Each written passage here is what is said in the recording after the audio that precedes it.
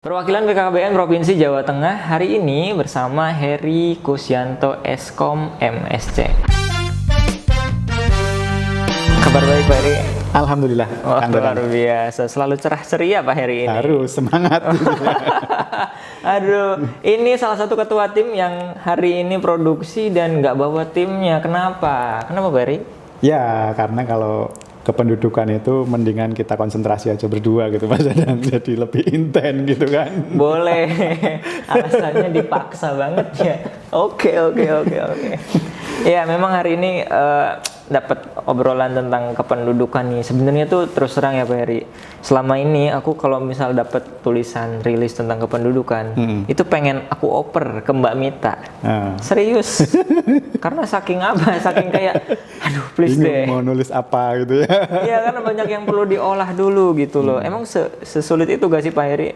Enggak, sebenarnya kalau kependudukan itu semua isu ya, semua berita apapun itu sebenarnya isu kependudukan Kang Dadang.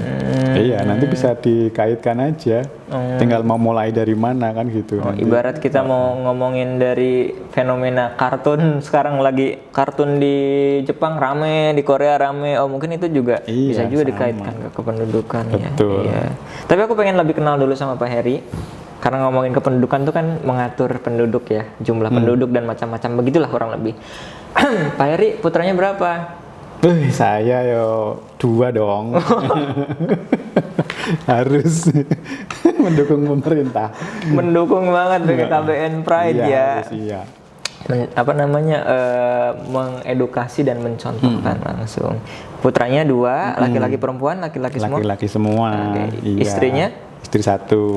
Oke, nggak bertambah? Jangan. Oke, siap Pak. Pak, hari ini karena aku cukup khawatir kalau kependudukan itu sesulit itu di kepalaku. Tapi aku pengen ngobrol sama Pak Heri sehingga kependudukan itu mudah. Sebenarnya kalau kita sebut kependudukan itu mudah, Pak Heri setuju nggak sih? Atau di mana kita bisa mudah mengerti tentang kependudukan? Sangat mudah mulai dari diri kita sebenarnya. Kayak tadi pertanyaan pertama aja udah soal kependudukan itu, anaknya berapa gitu kan, laki-laki perempuan. Itu sudah langsung ke kita, langsung keluarga. Langsung begitu ngobrolin apa ya itu ngobrolin kependudukan. Itu kan sangat mudah kan? Iya, nggak kerasa kan? Iya. Berarti sebenarnya hal-hal sehari-hari banyak yang tentang kependudukan ya. Banyak banget. Mau sampah, mau apa, lingkungan hidup, tanaman itu juga masuk. Oh, bisa kok bisa Pak ngomongin sampah terus ke kependudukan gimana? Iyalah, mau tidak mau kan sampah itu kan produk dari siapa kan begitu, produknya dari kita. Iya, betul kan? Oke, sangat mudah. Oke, artinya banyak ya, sekian banyak hal yang sebetulnya itu beririsan dengan konsep kependudukan gitu. Cuman karena kita terbiasa dengan aksinya aja, jadi kita nggak ngeh gitu ya. Betul, hanya memang di mana memang kalau tadi bicara tentang individunya, sebenarnya banyak kita bahas itu bagaimana secara kolektifnya, Kang. Efek dari pertemuan individu tadi menjadi kelompok gitu ya, kelompok kecil misalnya keluarga. Nanti kan ada interaksi antara individu satu dengan individu yang berikutnya, yang lainnya. Kemudian nanti bentuk lagi setelah keluarga kan RT gitu kan. Nanti di RT itu juga ada isu-isu kependudukan. Apa misalnya, ada yang pindah tapi domisilinya domisilinya di sini tapi KTP-nya di mana. Itu udah kependudukan. Naik lagi ke level yang lebih besar yaitu sebuah negara, yaitu ayo siapa yang KTP-nya masih KTP jauh tapi tinggalnya udah berpuluh tahun tinggal di Semarang, KTP-nya masih mana? Angkat tangan. Itu sangat relevan di masyarakat gitu kan. Iya, tapi itu ngaruh gak sih Pak ke proses administrasi? Kalau misal tadi ya KTP-nya masih jauh tapi dia tinggal di sini gitu ya, itu ngaruh gak sih ke proses fasilitas pemerintah gitu atau semacamnya? Sangat. Itu jadi informasi kependudukan itu seharusnya idealnya ya dimanapun orang berada itu menyatakan dirinya di mana, sehingga data itu update sehingga pemerintah atau siapapun kelas RT, Pak RT pun tahu kan gitu. Oh, ini mau ada program ini, berarti itu masuk atau tidak. Nah, itu sangat pengaruh. Ya cukup ya iya sih. Ya banyak anak muda atau pasangan-pasangan muda itu kan males dengan prosedural itu ya. Ya. Jadi mungkin mereka ya misal dari daerah ke kota mereka nggak update itu nggak ya. bawa kartu Iya. domisili, nggak bawa surat keterangan gitu Iya, kan. terus mereka nggak dapat fasilitas pemerintah, terus koar-koar di sosmed. Nah, padahal mungkin dia kriterianya mungkin sudah hilang tuh di situ, nggak masuk kriteria di satu tempat kan begitu. Oke, jadi kependudukan banyak hal yang bisa dikaitkan.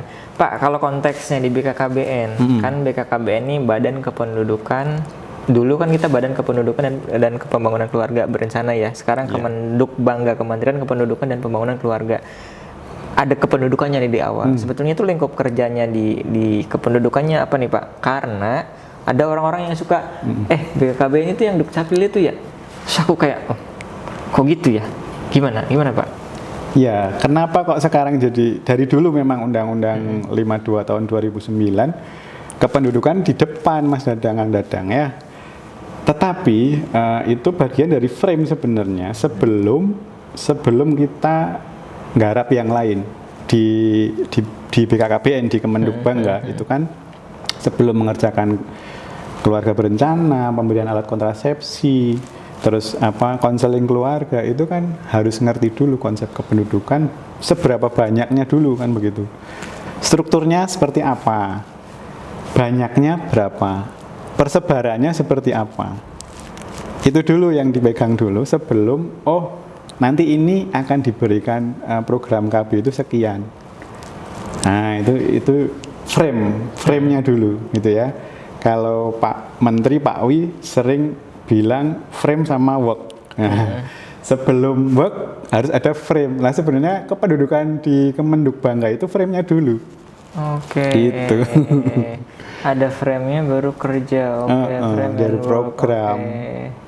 Realnya Pak, maksudnya realnya apa yang aktivitas langsungnya gitu apa? Oke, berarti aktivitas langsungnya yang pertama kita mengumpulkan jumlah dulu penduduknya ada berapa di suatu wilayah, baik itu di Jawa Tengah maupun di nasional. Itu dilakukan oleh BKKBN? Iya, kita menurut Undang-Undang 52 dan PP 87 tahun 2014 kita menyelenggarakan namanya pendataan keluarga. Nah, di mana posisi penduduk di keluarga itu? Ya individu di dalam keluarga itulah yang namanya penduduk. Nah, itu kan kependudukan. Jadi nanti ada jumlahnya keluarganya se-Indonesia berapa. Kalau di Jawa Tengah mungkin sekarang mungkin 13 jutaan keluarga. Itu dulu. Terus nanti dilihat. Nah, dari keluarga itu yang pasangan usia subur berapa Kang gitu kan. Nah, baru nih dari pasangan subur itu yang kira-kira nanti untuk ber-KB itu berapa? Dari itu dulu, dari data kependudukannya dulu. Oke, ini kita ngebikin frame. Kalau ada pasangan usia subur sekian ribu, terus lansianya sekian ribu, gitu lansia. Kan? Data itu sudah terkumpulkan, habis itu? Ya, tinggal nanti dibuat analisis. Jadi pertama, data itu dikumpulkan, kemudian diolah. Ya, nanti kan ketemu nih jumlah usia ya. Nanti Kang Dadang pernah lihat ini nggak di SD itu piramida penduduk? Iya ada. Ingat nggak? Enggak sih. Nggak dapat pelajaran geografi. Oke terus. Kalau ini nih piramida tahu ya? Iya. Jadi sebenarnya nanti kalau dari hasil data itu kalau kita pilih secara umur Kang. Itu nanti ada kelompok umur 0 sampai 4, 5 sampai 9 dan seterusnya nanti ketemu sampai 65 plus. Nah, itu kalau kita gambarkan itu pada waktu tahun mungkin 80-an piramida itu begini piramida penduduknya. Bener ya gitu. Mirip piramida, makanya dinamakan piramida penduduk strukturnya. Tetapi itu tidak begini terus Kang. Tapi nanti karena kan umurnya kan bertambah kan ya, yang ada yang lahir, ada yang meninggal. Nah, ini struktur ini lama-lama begini. Nah, ini penduduk yang tadi ekspansif. Yeah. Sekarang kalau ini namanya stasioner. Kalau gini? Nah, itu itu kendang kalau itu kan gitu. Oke. Nanti kalau yang bawah mau nambah lagi, kemungkinan nanti ya kayak negara lain. Bisa jadi nanti misalnya negara lain yang sekarang udah pertumbuhan penduduknya rendah itu bisa jadi nanti karena lansianya kan mengecil, tetapi nanti mungkin ada program-program intensifikasi atau insentif untuk yang melahirkan, jadi nanti ada nambah lagi. Nah nanti begitu tuh, akan ada fase begitu juga. Mungkin bisa jadi seperti itu tuh negara-negara maju yang sudah kekurangan, karena ada programnya bukan lagi mengurangi kelahiran, tapi justru menambah. Iya, yang di bawah karena itu. memang ada beberapa negara ya yang ada overpopulated, ada yang kurang populasinya kayak gitu. Di Indonesia ini kita lagi proses. Kalau kita gimana Pak sikonnya? Kurang, pas, atau butuh nambah?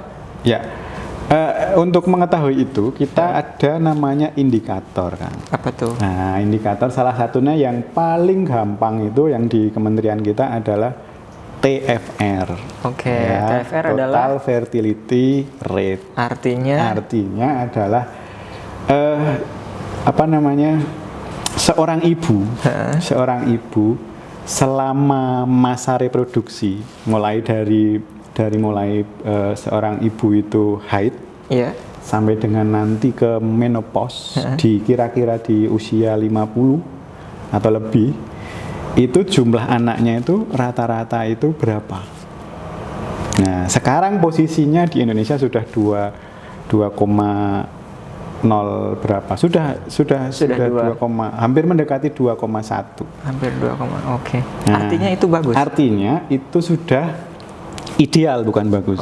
Ideal untuk tusi yang kedua adalah kita menjaga keseimbangan populasi dari sisi kelahiran, Kang. Oke. Ya, dari sisi kelahiran. Kalau dari sisi kematian bisa nggak bisa. Masa kita mempercepat? Jadi seperti itu. Jangan. Iya, gitu. Oke, berarti kita menjaga keseimbangan populasi. Betul. Dengan mengatur kelahiran tadi. Yang disebut seimbang tuh kayak gimana nih? Sama aku 50, Pak Heri 50 atau gimana? Kan gimana? Keseimbangan populasi atau demografi itu harapannya tadi yang piramida penduduknya itu yang tadinya stasioner itu, yang sudah mulai stasioner begini, itu terus begini, yang lahir ya segitu, nanti naik, nanti ke atas begitu. Nanti artinya apa? Ada pergantian. Nah, kembali lagi ke fungsi keluarga kita. 8 fungsi keluarga nanti kan masuk ke program kita juga, ya, fungsi reproduksi, fungsi regenerasi. Iya. Itu menjaganya di situ. Itu dulu. Jadi ada pengganti kita. Ada pengganti orang tua yang sudah meninggal itu ada, tapi tidak banyak. Iya. Tapi tetap ada berkelanjutan. Seperti itu. Artinya fungsi kependudukan ini kan tadi sudah punya data, sudah punya rekomendasi, dianalisis, kemudian di hasil analisis itu diapakan, Pak? Nah, hasil analisis tadi kita tidak bekerja sendiri, jadi memang ada kementerian lain atau level kebijakan. Nah, sebenarnya ada memang kebijakan yang besar. Kita tahu dulu ada namanya Grand Design Pembangunan Kependudukan Nasional gitu ya. Mulai tahun 2014 sudah mulai. Dan kita sudah melihat desain besar. Di tahun 2045 itu kita akan berapa penduduknya? Itu sudah ada. Kita juga selain desain itu, yang namanya pemerintah kita kan juga punya namanya dokumen perencanaan, Kang. Iya, di Bappenas itu ada namanya RPJPN. Apa itu? Rencana Pembangunan Jangka Panjang Nasional. Oh, nasional, mantap. Itu sudah memproyeksikan sampai dengan tahun 2045. Dengan segala skenarionya ya. Betul. Jadi nanti yang lahir sekian, yang umur sekian, yang usia kerja sekian, yang lansia sekian, itu sudah diproyeksikan. Sebenarnya dari situ, dari analisis itu nanti muncullah kita sebenarnya diajak menjadi pinter ya, kayak orang pinter ngeramal gitu. Mungkin jadi meramal dari data. ya makanya ada digaungkan sekarang Indonesia Emas tahun 2045 itu adalah hasil dari itu. Salah satunya itu dari kajian-kajian itu kondisi kependudukannya seperti apa. Iya. Itu dari jumlah. Kalau kita dari jumlah struktur, nanti persebarannya seperti apa. Tetapi ada lagi kalau mau bilang emas itu kan harus sisinya bukan lagi kuantitas tapi lebih ke kualitas kan. Harus nanti kualitasnya seperti apa. Kan gitu ya. Yang berarti kalau 2045 itu anak-anak kita yang lahir di tahun 2020 ya, nanti itu kan sudah di 2045 itu kan usia 25 mereka. 25 ya. Nah, itu kita lihat nih. 25 anak-anak yang usia 25 itu kualitasnya seperti apa?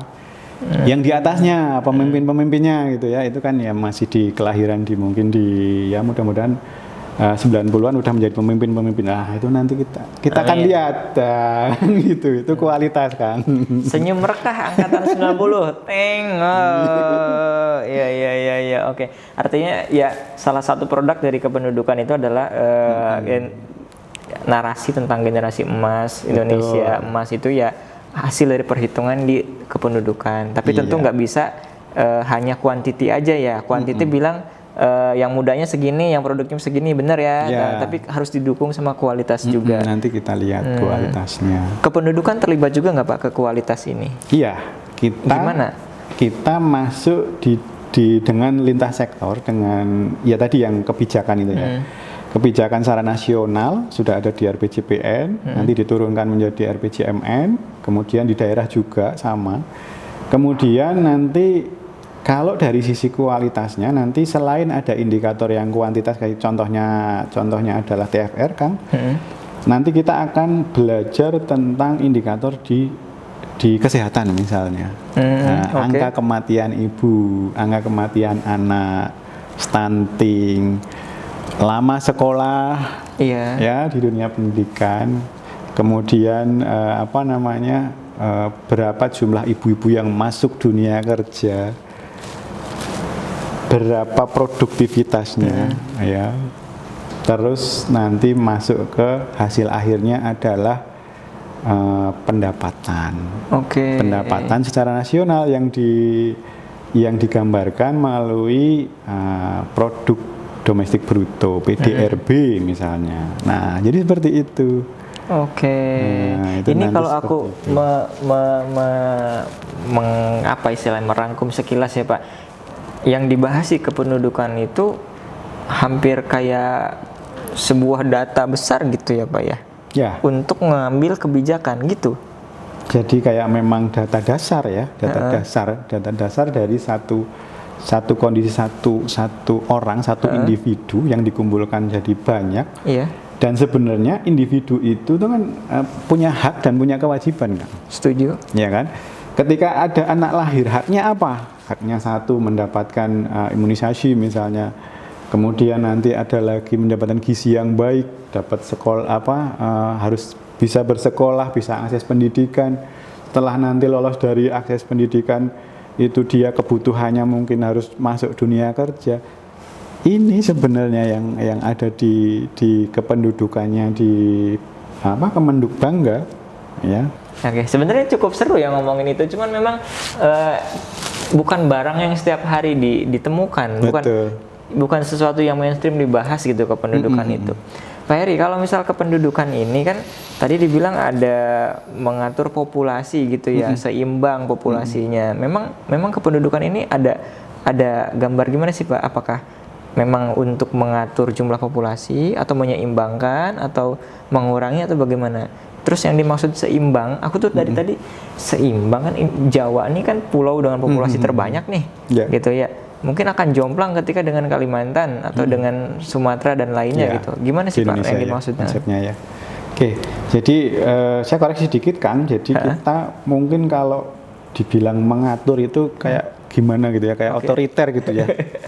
Sebenarnya kita itu lebih kepada bagaimana menjaga keseimbangan populasi, menjaga ya. Oke lah, walaupun mungkin kalimat mengatur itu dulu memang iya, karena posisi kita Indonesia dulu kelahirannya itu rata-ratanya kalau tahun 80 masih di angka 6 per rata-rata keluarga. anaknya gitu kan. Artinya mungkin salah kita bilang mengatur. Iya. Tetapi posisi saat ini, posisi Indonesia yang angka rata-rata anaknya hanya 2 atau 3, itu kita lebih kepada kalimat atau naratif menjaga. Bukan lagi pengendalian. Kalau tadi kan kayak masih ada pengendalian Iya. mengendalikan. Sebenarnya lebih sekarang fasenya lebih atas dari mengendalikan. Menjaga. Gitu ya, menjaga. Nah, tadi sudah disinggung tentang persebaran. Memang sih antara Pulau Jawa, Pulau Sumatera, Pulau Kalimantan itu bagaimana sebenarnya situasi keseimbangan yang ideal di suatu wilayah. Nah, di sini memang yang namanya penduduk itu identik dengan kebutuhan identik dengan ekonomi, Kang. Oke. Iya. Jadi tidak serta-merta misalnya kita mendorong yang persebaran yang kita inginkan itu, terus orang dipindahkan dari A ke B. Ya dulu memang ada program transmigrasi ya, Kang. Ya memang itu salah satu. Tetapi kalau sekarang mungkin pemerintah mendorongnya justru kita membuat ekonomi baru di suatu wilayah. Nah, itu nanti yang akan menjaga keseimbangan. Baik keseimbangan ekonomi, lingkungan maupun yang lain-lain itu akan harusnya ke sana. Membangun keseimbangan ekonomi sehingga orang mau ke sana. Betul, itu. Nah, nanti harapannya ke depan ya tidak ekonomi itu di Jawa sentris gitu ya, tetapi lebih kepada mungkin nanti ada di Kalimantan, seperti ya kita nyinggung sedikit tentang IKN gitu ya kan ya. Itu sebenarnya menarik itu, Kang. Ketika misalnya ada satu pusat ekonomi di wilayah timur ya terutama ya. Itu otomatis memicu tadi yang belum kita bahas adalah migrasi, persebaran penduduk, nah, sehingga itu akan merata. mendorong ke sana. Iya. Karena di luar negeri juga cukup eksis ya, kayak misal ada Sydney, ada Canberra, ibu kotanya Canberra, terus ada ekonomi di Sydney, di Melbourne dan semacamnya, sesuai lah. Ada New York, ada DC kan gitu. Tetangga juga ada, Kang. Malaysia kan juga punya kan? Iya, Kuala Lumpur sama apa namanya? Ibu kotanya itu apa sih? Yang di apa? Yang pemerintah baru, iya itu. Oke. Salah satunya seperti itu. Tapi prosesnya itu nggak mudah loh, Pak. Aku pikir untuk membangun sebuah kota dengan ekosistem ekonomi yang tinggi itu bukan cuman personal kitanya aja yang harus support, tapi banyak hal gitu. Menurut Ari gimana prosesnya? Ya, kita biasanya di Indonesia itu identik dengan sosiokultural gitu ya, kan? Sosial budaya gitu ya. Jadi ya kita ngomongin aja tentang Jawa gitu ya. Orang Jawa itu kan dulu punya slogan yang namanya makan tidak makan kumpul gitu kan. Iya, mangan ora mangan sing penting ngumpul. Iya. Mangan ora mangan sing penting ngumpul. Iya. Nah, sebenarnya kayak gitu itu memang ada di masyarakat gitu ya. Dan mungkin sekarang sudah tidak ya, karena semakin ya mau nggak mau makan apa, orang kita di Jawa udah pekerjaan susah misalnya, mau tidak mau kita harus migrasi misalnya. Iya. Dan itu kan testimoni perpindahan itu kan bisa diambil dari para transmigran misalnya. Mereka sukses loh, Kang, di sana. Iya, walaupun mungkin sekarang generasi berikutnya sekolahnya di Jawa. Balik ya. Tetapi paling tidak kita udah sukses dulu nih, orang tuanya di sana ya. Nanti pulangnya bukan pulang kampungnya bukan ke Jawa lagi, tapi ke sana, ke daerah transmigrasinya. Daerah transmigrasi itu seperti itu. Oke, migrasi terus ya, tapi itu cara lama ya. Kalau sekarang pendekatannya dengan ngebangun ekonomi baru, sumber-sumber yang bikin orang mau datang ke sana. Fasilitas gitu kan, terus nanti subsidi pemerintah. Di situ misalnya ya juga sih, Pak, karena aku juga kalau insentif gitu kan. Aku nikah dengan orang dari salah satu kota mana lah begitu ya. Ketika aku sudah mau ngurusin kakak ini, memang aku mempertimbangkan, Pak, kalau aku kakaknya di sini, misal di tempatku, ini fasilitas kesehatannya belum sekuat sana, maka akhirnya dengan segala pertimbangan aku memilih sana deh gitu. Maka itu termasuk juga proses ini ya. Iya, itu masuk itu di dalam, tapi itu kesadaran. Nah, Iya. sebenarnya poin kita adalah bagaimana kita memberikan pendidikan itu kepada masyarakat, bahwa migrasi, bahwa ekonomi, bahwa keluarga itu memang harus direncanakan gitu ya. Kita mau tinggal di mana, itu tuh ya harus melihat itu tadi. Oke. Jadi enggak terus ujuk-ujuk nikah kemudian Iya. nanti ya tinggal di mana terserah gitu, enggak boleh begitu. Jadi sebenarnya kalau tadi kita bicara tentang kebijakan secara makro, kalau nanti diterapkan secara mikronya adalah bagaimana individu keluarga itu sadar. Oh, oke lah, karena di rumah bapak, rumah ibu kita rumahnya cuma berapa kali berapa gitu kan, nggak mungkin dong kita tinggal di situ. Kemudian ekonomi kita, kita baru mampu nih beli rumah di daerah agak jauh, ya nggak apa-apa. Itu kan bagian-bagian dari perencanaan sebenarnya. Iya, dan itu Ya. proses bertumbuh seseorang juga ya. Iya. Pak Heri, ketika ngomongin kependudukan, aku tuh pengen nanya ini Pak, tapi ditahan-tahan terus itu ya. Avenger, itu kan ada Thanos Pak. Ya. Ketika satu klik, separuh populasi hilang. Ini kita ngomongin bagaimana jika aja ya, what if gitu ya Pak. Setengah populasi diklik kayak gitu. Itu gimana menurut Pak Heri? Misal nih terjadi bentik gitu ya, separuh populasi manusia hilang gitu. Apa yang terjadi Pak?